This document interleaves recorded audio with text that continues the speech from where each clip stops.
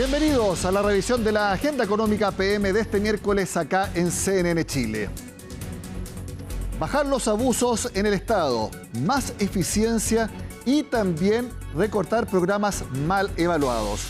Esas son las tres grandes medidas que detalló finalmente el comando de José Antonio Kast con el objetivo de recortar 6.000 millones de dólares de gasto público en los primeros 18 meses de un eventual gobierno desde el 11 de marzo. En un seminario de la corredora de bolsa Renta 4, un asesor económico del candidato republicano precisamente detalló estas medidas. Escuchémoslo. Lo que no se va a hacer es recortar el gasto social.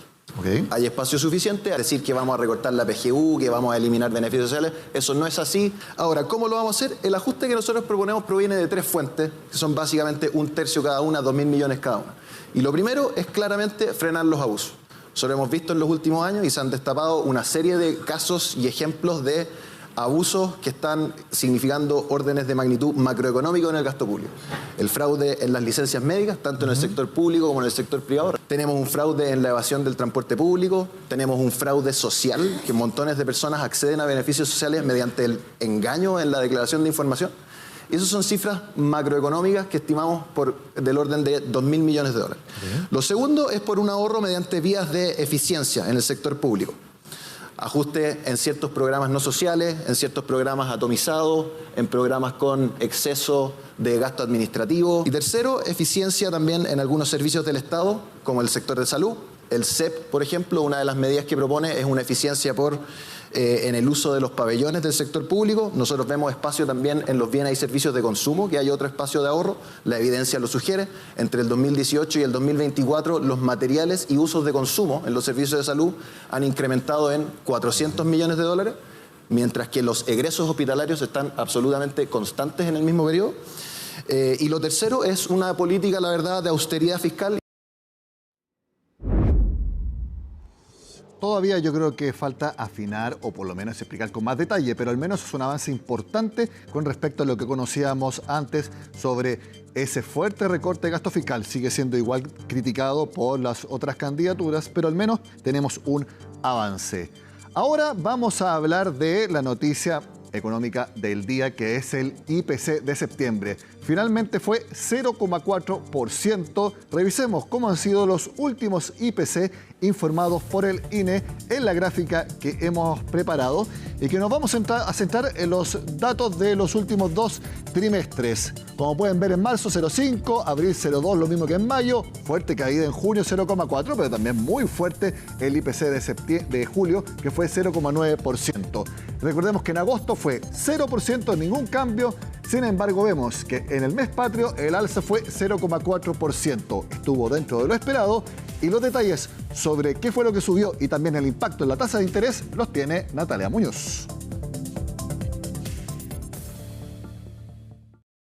Septiembre suele ser un mes caro. Son muchos los gastos. Sube los precios de ciertos productos y servicios apetecidos en fiestas patrias, por lo que el mercado esperaba el alza de 0,4% que tuvo el IPC de ese mes. Septiembre es un mes donde habitualmente hay una inflación alta y en esta ocasión en particular la parte de alimentos de la canasta tuvo un impacto alrededor del 40% del registro mensual.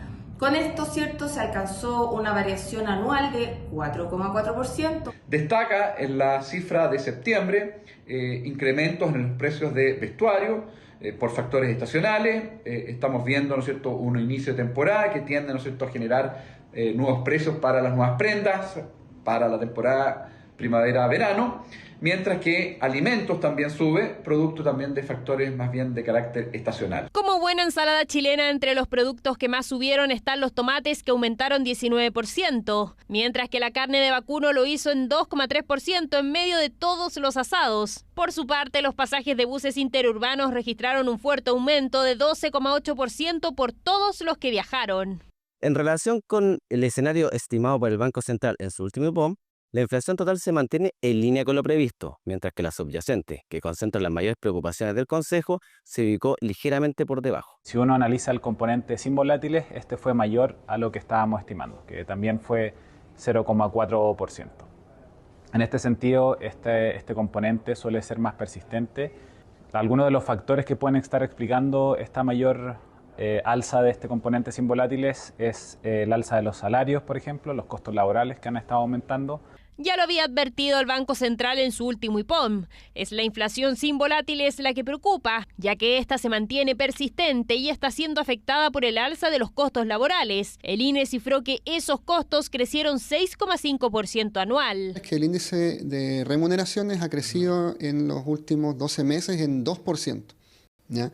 O sea, la inflación se ha comido efectivamente este 4 y algo por ciento de las remuneraciones. Sin embargo, todavía se observa un crecimiento en las remuneraciones que está por sobre la inflación. La inflación de servicios, que es aquella inflación intensiva en mano de obra y por lo tanto costos laborales, esa está oscilando en torno al 7%. Y el último registro de septiembre tenemos una inflación de servicios de 6,9%, por lo tanto es del todo razonable pensar que los costos laborales están haciendo lo suyo. Pero como se esperaba ese dato de septiembre, los economistas mantienen sus perspectivas respecto a la tasa de interés. El ente emisor mantendría la tasa de política monetaria en 4,75% en su reunión de octubre y en diciembre se recortarían 25 puntos base. La inflación subyacente, de acuerdo a nuestros cálculos, estuvo por debajo de lo que estimó el Banco Central en su último IPOM y con esto se mantiene la posibilidad de un recorte en diciembre. Como no hubo mayor sorpresa, eso está en línea con lo que estaba proyectando el Banco Central en su último informe de política monetaria, por lo tanto se ratifica la apuesta para que efectivamente en el mes de diciembre el Banco Central vuelva a recortar su tasa de política. Con este 0,4% de incremento, la OEF retoma el alza tras un mes de pausa. Se acerca a los 40.000 pesos, ya que subirá 157 durante las próximas 4 semanas. Bueno, veamos más en detalle cómo está la inflación anualizada, que son la sumatoria de los últimos 12 IPC y qué es lo que ve el Banco Central para fijar su política monetaria. Aquí vemos cómo ha sido la trayectoria del último tiempo. Por ejemplo, en enero comenzamos el año en 4,9% y nunca en 2025 se superó esa cifra. Solamente se igualó en marzo.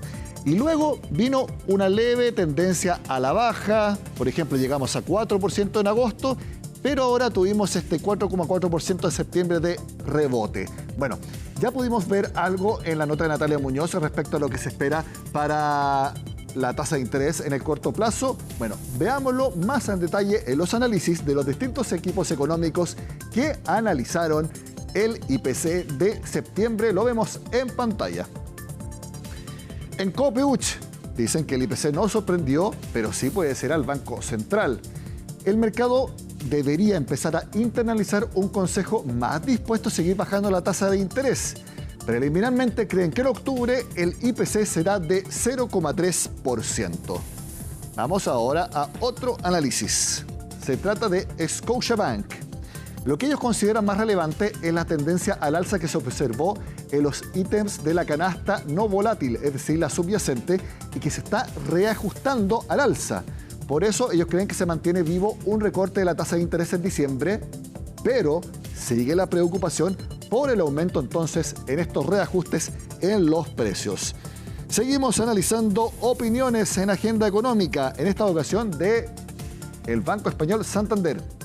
La inflación total sigue en línea con lo previsto, mientras que la inflación subyacente, es decir, la más estructural, estuvo ligeramente por lo debajo. Ahora, ellos esperan que el Banco Central mantenga la tasa sin cambios en la reunión de este mes y creen que sí habrá espacio para que se baje la tasa 25 puntos base en diciembre y que cierre el año en 4,5%. Recordemos que la tasa está en 4,75%. Hacemos la pausa en Agenda Económica, ya volvemos con más informaciones.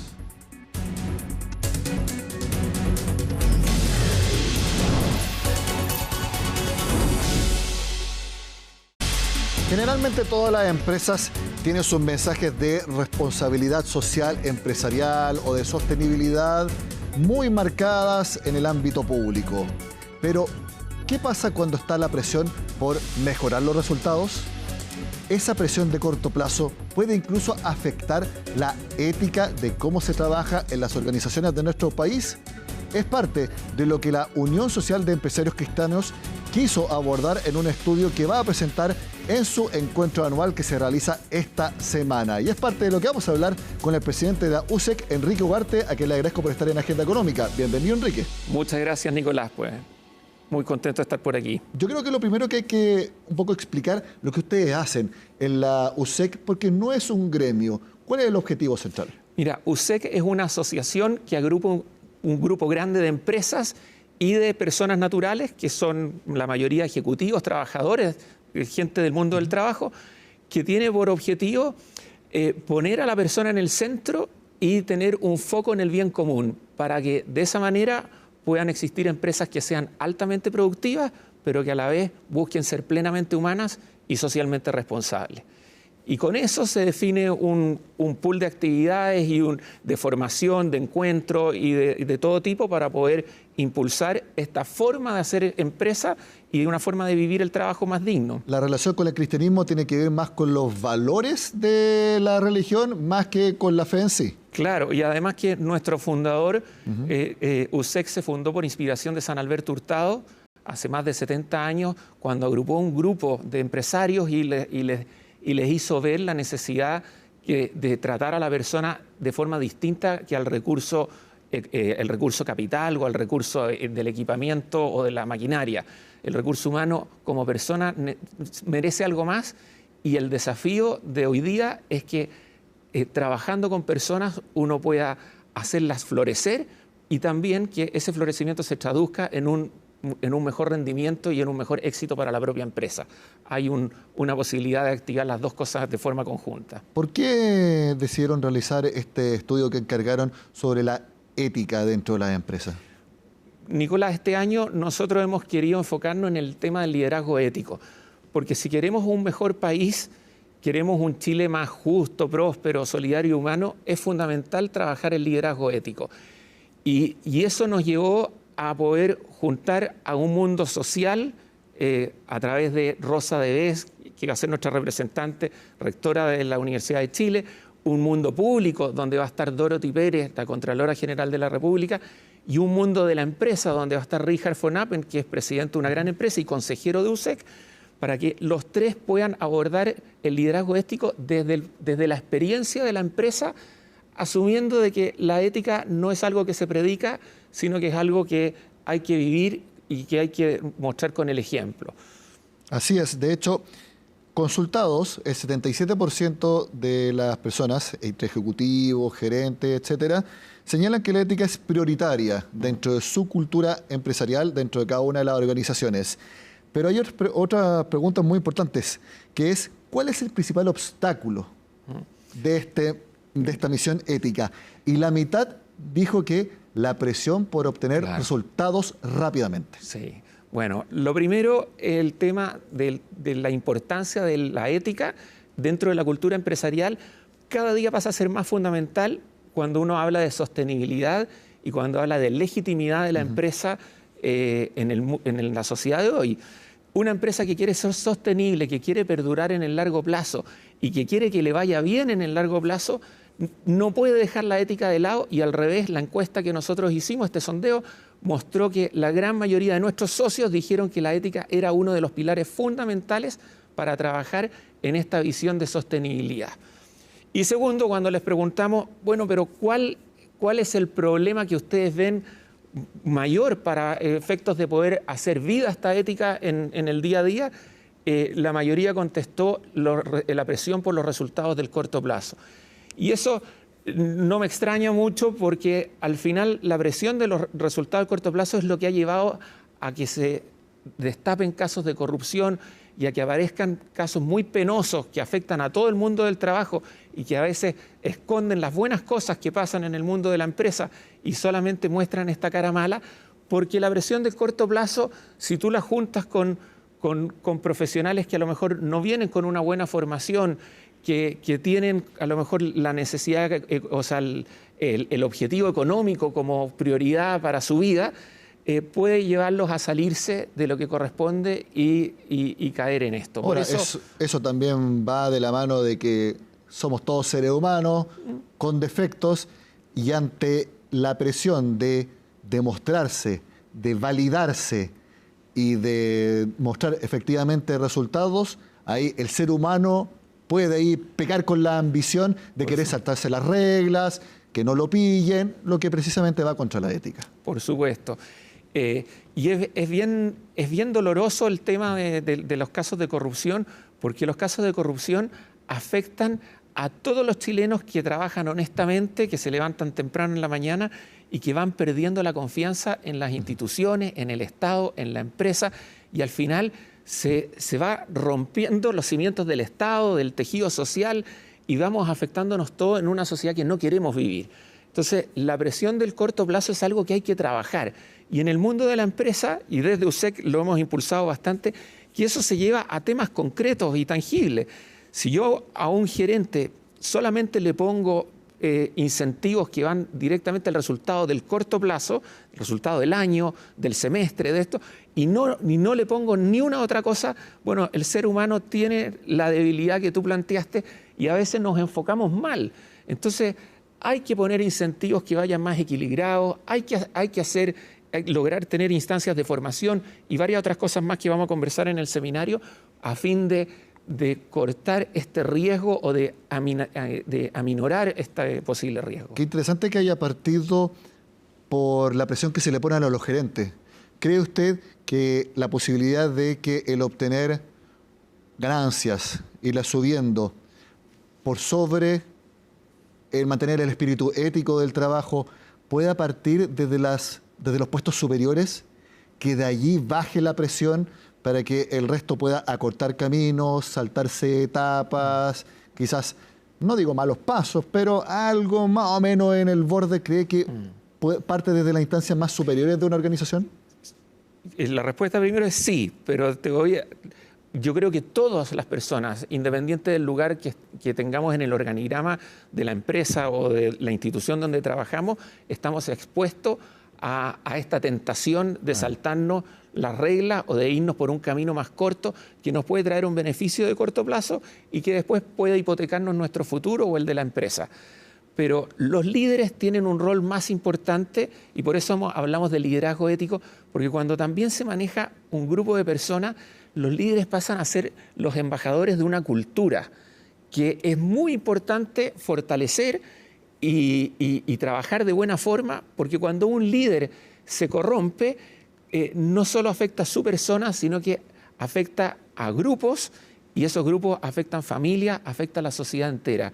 Entonces hay que cuidar mucho eso y tenemos que buscar instancias para que estas cosas que pueden estar en la naturaleza humana, esta tentación del camino corto, podamos ponerle problemas y por otro lado facilitar o mostrar que el comportamiento ético es algo que nos hace bien, que además conecta con el sentido de la vida, que conecta con la felicidad propia. Si uno quiere tener una vida plena y feliz, también tiene que tener una relación con el tema ético. No se puede ser feliz estando en el lado oscuro de la fuerza o pasándose al incumplimiento ético. ¿Y eso cree usted que las gerencias, direcciones de las empresas en Chile, eso lo están predicando en el día a día? ¿Por qué decirlo en un seminario, decirlo en una entrevista como la que estamos nosotros ahora, en un reporte de sostenibilidad? En verdad, sí, es loable, pero lo importante es que eso se ponga en la práctica. Por supuesto. Y en la práctica se pone cuando no está viendo el resto. Claro. Es en el día a día, en las reuniones personales. Con a puerta cerrada, como decimos. Bueno, nosotros queremos que de nuestro seminario, que es mañana, la gente pueda llevarse ideas concretas de medidas que se pueden implementar para avanzar en el tema ético. No solo hablar y hacer más diagnósticos que yo creo que ya son conocidos por todos. La idea es sacar medidas concretas. Y yo creo que sí hay muchas buenas prácticas a nivel de directorios, de gerencias generales y de equipos de líderes que se han ido implementando en empresas para poder protegerse y para no solo protegerse, mostrarle a toda la organización que el valor de hacer lo correcto es beneficioso para ellos, es beneficioso para la empresa y es beneficioso para Chile. Por más que pueda, por ejemplo, redundar, no digo en un mal resultado económico inmediato, sino que quizás en uno menos óptimo, si hubiéramos elegido otro camino, que el hacer las cosas bien, claro, aunque sacrifique resultados espectaculares, al final es algo mucho más sostenible. Sí, eso efectivamente tiene consecuencias que a veces son decisiones difíciles, porque el actuar éticamente puede implicar problemas de corto plazo o puede implicar menores resultados, puede implicar algunas cosas que te afectan, sobre todo en el corto plazo.